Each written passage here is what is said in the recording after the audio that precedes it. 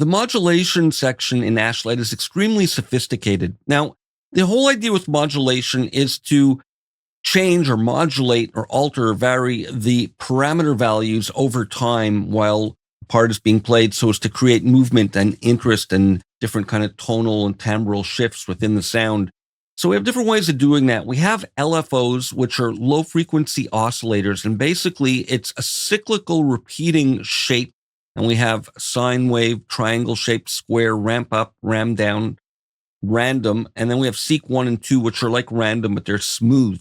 So we have these cyclical shapes and we apply those to the destination that we assign it to. And the parameter is modulated or altered cyclically going through the shape at the speed that we set over here. And we can optionally sync it to tempo or adjust freely. When this little quarter icon is enabled, we'll sync it to tempo.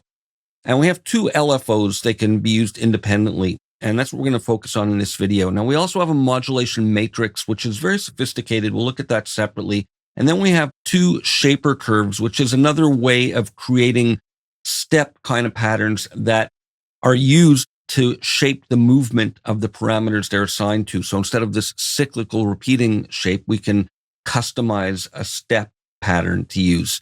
So let's look at filter cutoff. Now I've got some notes held down on this. And I've got the cutoff here. And I've got this assigned to LFO1. L1 is short for LFO1. And we dial the depth up by dialing up or down. And if I dial down, it'll modulate the value down from this point, and up, it'll modulate it upwards. Now there's a couple of interesting shortcuts. The modulation direction can be swapped if we hold down Option and Shift, and that's Alt and Shift, while we click on the knob. So let me just set this to a typical kind of modulation where I've got a low cutoff value and I'm modulating in positive territory. Now Option Shift click, and it snaps it around so that it flips this to a higher value and then modulates this down. I can Option Shift click again and it'll snap it back. And another nice shortcut is we can hold down Option, and that's Alt on Windows, just the Option key, to adjust the knob and the modulation range together. So you can see here, they're working in an inverse movement as I hold down Option. So with this assigned, let's explore the waveforms that can be used. So here's a sine wave, and I have the frequency set to a whole bar.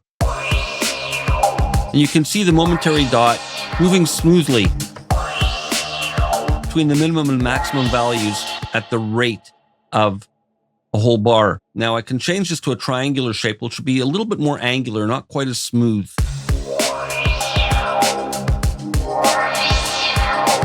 A little more noticeable with the square, where we're going to have an on and off. So it just jumps from one value to the next. Now we can offset the phase of where it starts. So when I hit play now, it starts fully on. If I offset this to 180, which is halfway through, it starts off and then on. I can go to different variations. Let's say here's 90, and you don't have to do exact subdivisions, but in this case, it'll illustrate the rhythmic offsets nicely.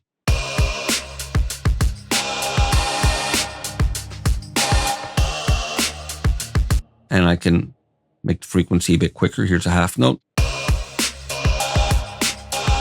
So we get that interesting rhythm generated.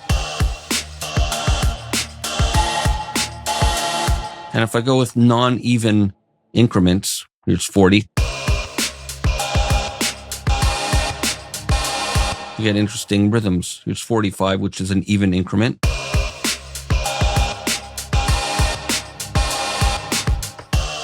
Let's bring this back down to 0. And footnote, for these or any of the controls, you can hold down the Shift key to get fine increments. Now, next we have ramp up and down. So it'll ramp up and then drop down quickly. So it jumps right back down. Then we have the opposite, where it ramps in the opposite direction.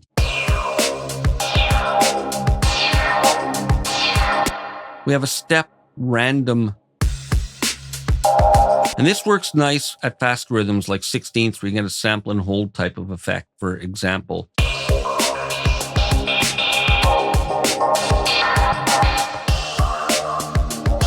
And then we have seq 1 and 2, which are smoothed random shapes.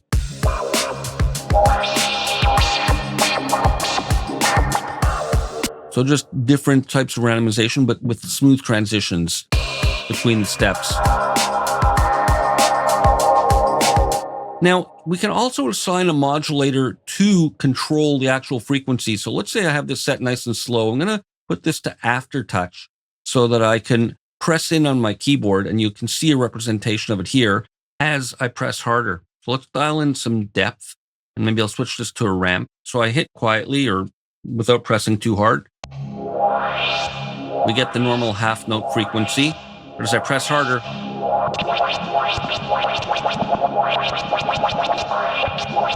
I can create those kind of rhythmic effects. And let's go out of sync mode.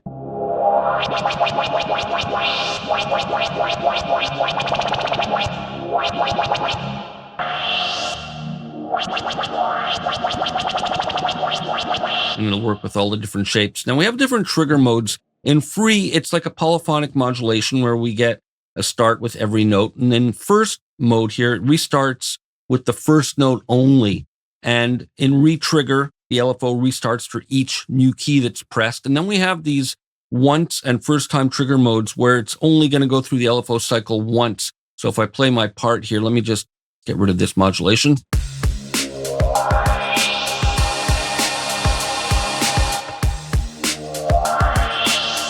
Let me put it faster. I'll sync it to tempo, and you'll see that it's only going to go through it once.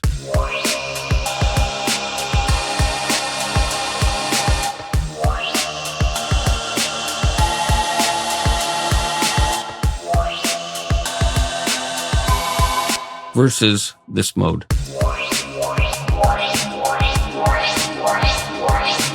We'll continue with more in the next video.